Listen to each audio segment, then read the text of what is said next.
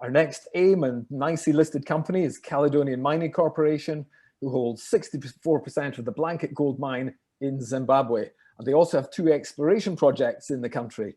After 5 years and $67 million, Caledonia have successfully completed a new 1,200-meter shaft, which is now in operation.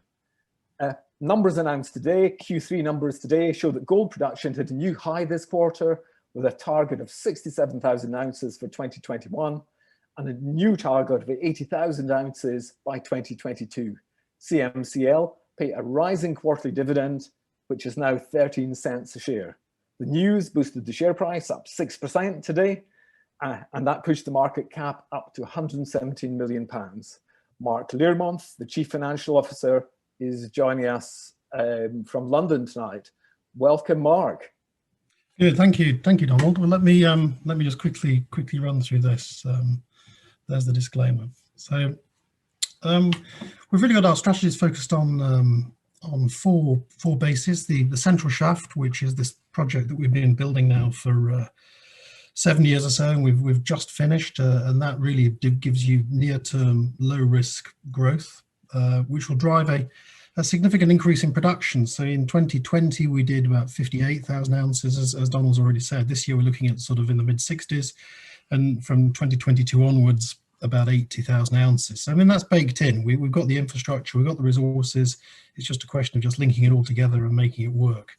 Over the past 7 or 8 years or so, but increasingly, especially over the past 2 years, we've demonstrated a real commitment to return money to shareholders. We've consistently paid a quarterly dividend for many years now, and as Donald said this morning, we did our 6th dividend increase in the last 2 years.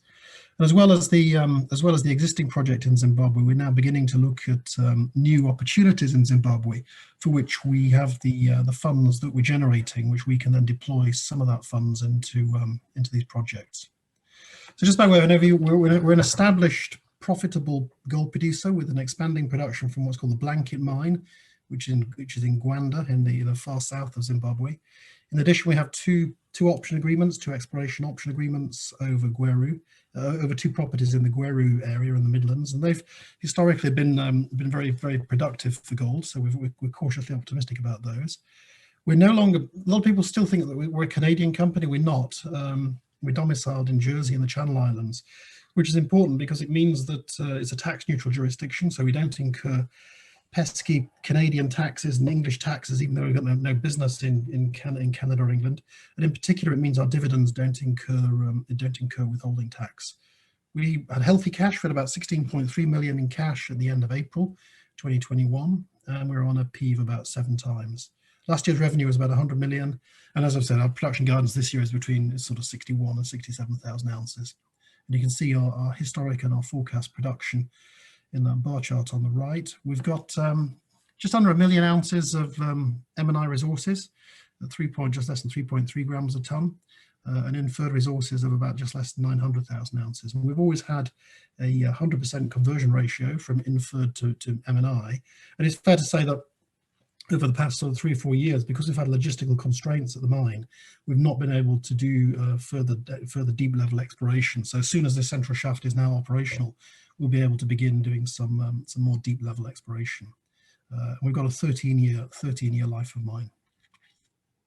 Here's the dividend chart. So we've been paying 6 and 7/8 cents per share per quarter for many years now, and then we started to increase it early in 2020. We would probably have increased it again in April 2020, but frankly, with the onset of COVID, even though it had no actual effect on the business, we just felt it inappropriate to increase the dividend at that time. And then thereafter, we've continued to increase the dividend at about 1 cent per quarter. I think that yield's probably out of date now. I think the yield's probably about 4%. Our share price, as you've seen, has come down a bit. But it's a reasonably healthy yield, and as you'll see, we have plenty of potential to continue to increase the dividend payments. This is our share price graph. Shot ahead in mid-2020 as we were included in the Russell 3000 index, which gave rise to some very exuberant buying, particularly in North America. And at that, when our share price hit I think it was a peak of about $27 a share, that implied a discount rate of 1%. our future cash flows, which is clearly overdoing it a bit for a single asset Zimbabwean producer. The share price has come down. It now seems to have settled at about $13 or just under £10 a share, and that reflects a discount rate of about 20% on our forecasts on our future cash flows, which again I think puts us into oversold territory. Management and directors have got about 4%. Most of that is myself and the chief executive. And Alan Gray is a very substantial South African institutional fund manager. They're our next biggest shareholder. Some of these other shareholders have actually recently moved off. So from there, some of these shareholders may have adjusted slightly as a result of the Russell 3000 rebalancing. But we've got a Liechtenstein-based private client investor, and Framiro, they're a local Zimbabwe local investor group. Even though we operate in Zimbabwe, which is challenging, we take our environmental, social and governance responsibilities very seriously indeed. So we've got a full suite of corporate governance ethics. We take health and safety extremely carefully. We work hard to empower our workers, uplift our workers, and they're also 10% shareholders in the business in Zimbabwe. We've got excellent relations with the community, which is often a problem for producing gold mines in Africa. The community owns 10% of the mine, and we're very proud of that. We believe that we adhere to very high environmental standards. Shortly, hopefully the next sort of few weeks, we'll be publishing our inaugural ESG report, which should hopefully will provide more context on all of those. COVID had no effect on production last year, but it did have a small effect on the capital project, the central shaft, and that's because the very small group of South African contractors at the mine, when Zimbabwe locked down in March, half of them decided to return back to South Africa. And actually, my feeling really is that it's the half who remained in Zimbabwe for an indeterminate period of time. I think they were the ones who probably wanted their heads looked at. But that did delay the progress on sinking the shaft, which had some knock-on effects. And also, because we were unable to send as many people underground as we would ordinarily have done, they had to focus on production, and they weren't able to do the development that was needed. So that meant that the central shaft was delayed by about 5 months, and so we commissioned it in late March instead of October as expected. We did procure and pay for vaccines for all of our workers at the mine and their families. So that's 1,600 workers plus wives. So that's about 3,500 people. We paid for them. They were delivered. The take up was very disappointing. I think only about 220 people actually wanted to get the vaccines, and so they had to go somewhere else. The ones that were unused, we couldn't hold on to, and they had to go somewhere else. We are still trying to get our workers vaccinated. We're running a campaign to encourage them to do it, but now we're in a situation, having lost the vaccines that we procured. If people come forwards, they now have to wait for deliveries coming into Zimbabwe, which is clearly very, very slow. But it's a disappointing outcome, but we did our best. We supported the community. This is a clinic that an isolation clinic that we constructed for the community. Cost about $460,000. The biggest operational issue we face in Zim is unstable and a lack of power. So we suffer from power outages and also very, very substantial voltage surges. So we do have a full suite of standby diesel gensets, but they're somewhat expensive, although we can digest that. They clearly have an adverse environmental footprint, and logistically it is challenging getting large amounts of diesel at short notice. So we've just embarked on our first phase of a solar project, which will give us about 27% of our average daily usage. And that should be operational by the end of the first quarter, perhaps early quarter 2 next year. But that's a step in the right direction. And also whilst it ticks the green box, it saves us money, so it's good, and it's good in every respect. So this is a central shaft, which is the main thing we've been focusing on. So it's a 6-meter diameter 4-compartment shaft, very similar to the sorts of things you would see in those big gold mines in South Africa. Commissioning was completed in the end of March, going down to 1,200 meters. And the idea is that this shaft will now give us access to ore below 750 meters, which was previously the lower limit of our mining operations. And that secures our mine life out to 2034. and also gives us the potential to do further deep level exploration. So we're optimistic that mine life can be extended further. We spent about $67 million on that since January 2015, all funded internally through our own cash flow. So as well as paying a dividend, we're also investing quite heavily to grow this. So this is a long section of the mining area. It's about 3 kilometers from left to right. We exploit a series of about half a dozen near vertical ore bodies. The dark line at 22 level, that's at 750 meters. That was the previous bottom of the mining operations. And you can see that all the gray stuff above it, those are the areas that have been worked out. So this mine's been running since 1907. So not surprisingly, it's now got a lot of voids. This was the infrastructure in green that we inherited when we bought the thing from Kinross. So it's a shaft that goes down the right-hand side and horizontal development in 3 directions. But you can see that's now largely giving access to areas where there's very limited resource. So the central shaft is what we put down the middle, down to 1,200 meters, and horizontal development in 2 directions on 3 levels, which opens up access to these deeper level ore bodies, as I've just outlined to you. As I mentioned, we're looking at some new things in Zimbabwe. Zimbabwe is interesting in that it until the 80s it was Africa's 3rd largest gold producer, behind South Africa and Ghana. And since then, for obvious reasons, there's been very little, virtually no exploration in country. So it is highly prospective, and we're quite excited about some of the assets, some of the opportunities that exist there. So late last year, we acquired an option over a property called Connemara North. That gives us 18 months to go drilling. We paid about $300,000 for the option to get the option right, and then if we decided to exercise the option, it'd be a further $5 million payable in cash or shares and a 1% NSR.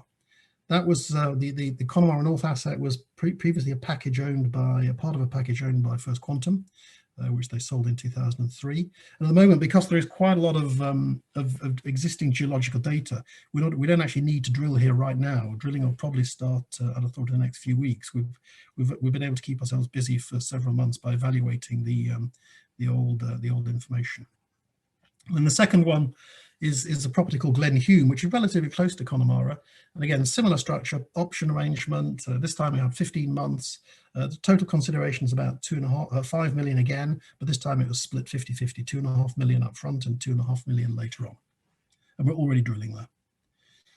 We take CSR seriously. We build our CSR on the pillars of education, health, agriculture, environment, and women and youth empowerment. But as I've mentioned, we'll be publishing our inaugural CSR report shortly, which will provide more information on that. So by way of outlook, we are looking at an increase in production to 80,000 ounces. That will significantly boost our cash flow, higher production, lower costs. We're targeting an all-in sustaining cost of somewhere between $700 and $800 an ounce, and clearly falling capex. Historically, we've been spending about $20 to $22 million a year. That will fall away quite quickly. So our free cash flow should increase very significantly. And what we'll do with that cash, we've been very clear. We intend to share some of that incremental cash flow with shareholders, and you can see we've demonstrated our commitment to that by increasing our dividend, but also keep some cash back to invest in new projects, particularly Glen Hume and Connemara North, but there's 2 others that we're also chasing. And actually, we'll look at stuff outside Zim as well if they're niche opportunities that we think where we can add value. And I think that's pretty much it. There is some old research available from WH Ireland in the UK, and we do owe WH Ireland we should get together with them and actually refresh that research report. We've been holding on for various bits of information, but I think we're in a position now where hopefully WH Ireland should be able to update that research note in the next few weeks. So I think that's all from me. I mean, I'm happy to take this over to questions. Okay, Mark, that was very concise. Thank you very much indeed. What's your dividend policy? Let me start by saying you've just increased your dividend by for the 6th time. What's your dividend policy, and how do you expect to sustain it? And are you worried that with all the things that go on in the gold mining world that for some reason or other you won't be able to sustain it? Well, the dividend policy is to pay a dividend. So which is simple. On the board, about a year or so ago, we took Nick Clark onto our board. He was previously the chief executive, is now the chairman of Camel, which I think some of you may be aware of. And he's clearly, he articulates this view very clearly. Camel had a dividend policy, which was whereby the payout was referenced to as a formula basis, and you had the ability to calculate. And so even though in terms of the Camel, even though in terms of the calculation, you could see that because the copper price fell, the dividend was going to fall, even though it was as plain as day what was going to happen. When the dividend fell in terms of the formula, there was wailing and shrieking from the rooftops. So our view is very much we want to keep the dividend. We never want to cut the dividend. We want to keep the dividend going up or keep it stable. We don't want to cut the dividend. Okay. Is it popular with both retail and institutional holders? Yeah, they're all the same. They're cool, all the same. Oh, sorry, you mean shrieking from the rooftops from institutional, or was that the question? Well, yeah, I suppose it was. Is there a difference between retail and institutional holders? Do the institutions hold you for the dividend, for example? Well, we have very few. We have very few institutional shareholders. So our only institutional shareholder of note is Alan Gray, who actually don't give a fig about the dividend. They're in there for the value uplift. So, but we know that retail investors do like the dividend. And look, I'm a shareholder too, and I like the dividend.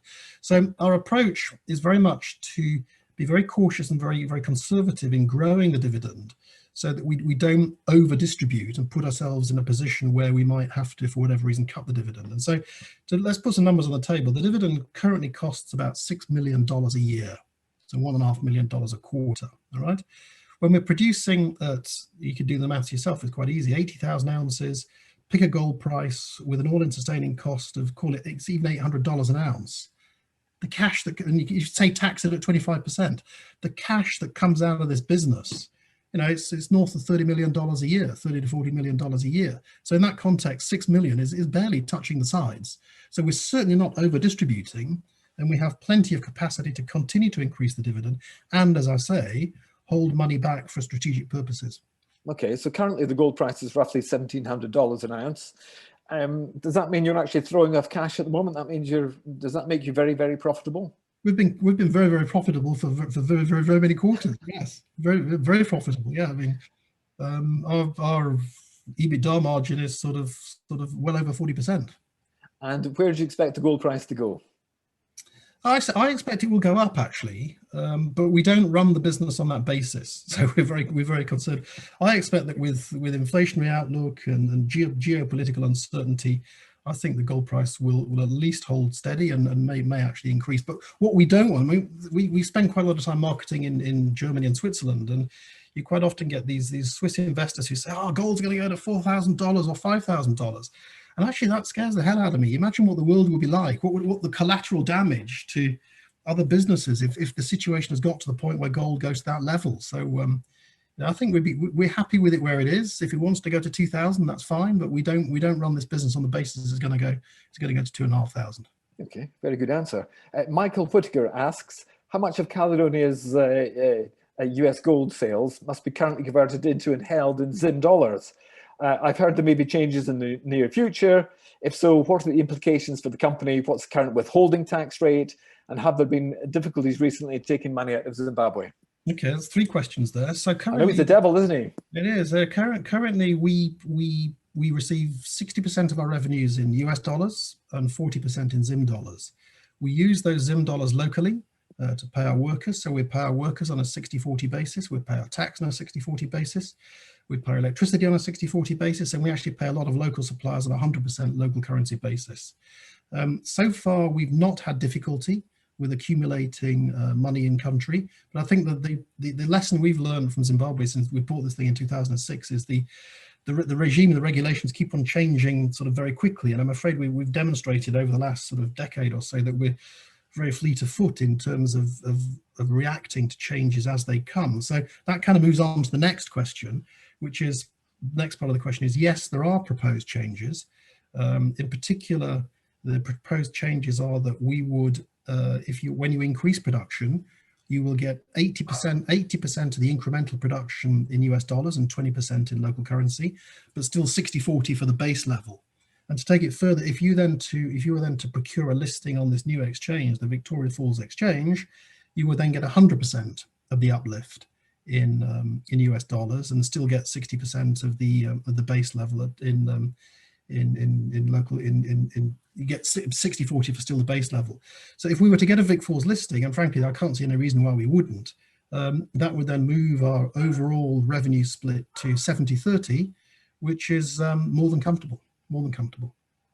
Okay. Are you ready for this? There was one more. There was one withholding tax. 3 parts. There was actually 4 parts. Withholding tax. It's not significant. It's about, I think it's 5% for distributions up to the UK. It's 10% for distributions elsewhere. So we route our dividends through the UK. And then the last bit was getting money out. No, we actually don't have difficulty getting money out of the country. We did have difficulty being paid for our gold in the first part of Q1, and I did see a question about that. Yes. And our response to that was simply to stop delivering, which meant that when they started paying us again, we then locked up an awful lot of gold, and they just weren't able to digest. They didn't have the working capital to digest a large gold delivery quickly, which meant at the end of Q1 there was a big receivable that worked its way through the system in April. And since then, the payment mechanism has improved enormously. Mark, you have a brain the size of a planet. I'm most impressed. So, okay, let's move on to Nathan Peters. Do you think there will be more volume in Caledonia Mining shares on AIM if you split your share capital? The current high trading price of £9 to £10 per share probably deters many traders, investors in the market. Do you have a view on that one? Well, trading on AIM sometimes might be 500 shares a day. Trading this today in New York was 250,000. I mean, AIM has got a long way to go, and I can't believe that splitting our shares is going to make the difference. And don't forget, we have to maintain a share price of over $5 so that we don't count as a penny stock in the US. And I'm afraid the main market for trading our shares is now the US by a country mile. Okay. So the answer to that, I'm afraid, is no. Very good. Very good. Do you want to take any more questions from me, or should we wrap it up there, Mark? No, it's up to you. It's up to you entirely. It's up to you. Fantastic. I'm interested in my last question then. Would you consider looking at assets outside of Zimbabwe? You've mentioned that Zim is quite a difficult country to operate in. Presumably you mean politically. Would you look at assets outside of Zimbabwe? Yes, we disclosed that whilst our focus is in Zimbabwe, we will look at assets in niche jurisdictions outside Zimbabwe where we feel we can make a difference, where we feel we can add value to an asset. But we're certainly, and I'm not going to start playing 20 questions of where will you go, but we're very, very cautious about moving into jurisdictions that overstretch the management team. So, you know, if we're buying stuff in the States, it takes 2 nights to get back from the United States to South Africa, which is where our management team is really situated. So within reason, yes, we will, and we do look at things outside Zimbabwe, yeah. And do you have sufficient expertise in-house to be able to cope with exploration and so on? I know you've got Glen Hume and Connemara North. Are you using local contractors? How does that work? Yeah, we're using local contractors, but we can easily scale that up. And absolutely, if we get our hands on more assets, we will have to increase our capacity in that area. But you've already spoken to, you know, the company that was on before. I mean, they had a joint venture relationship with some people who've got much bigger muscles than we do. And I guess we could probably do the same thing. Okay, completely fantastic. Mark Learmonth, thank you so much for joining us. That's the CFO from Caledonia Mining Corporation. Absolutely fascinating. Thank you so much indeed.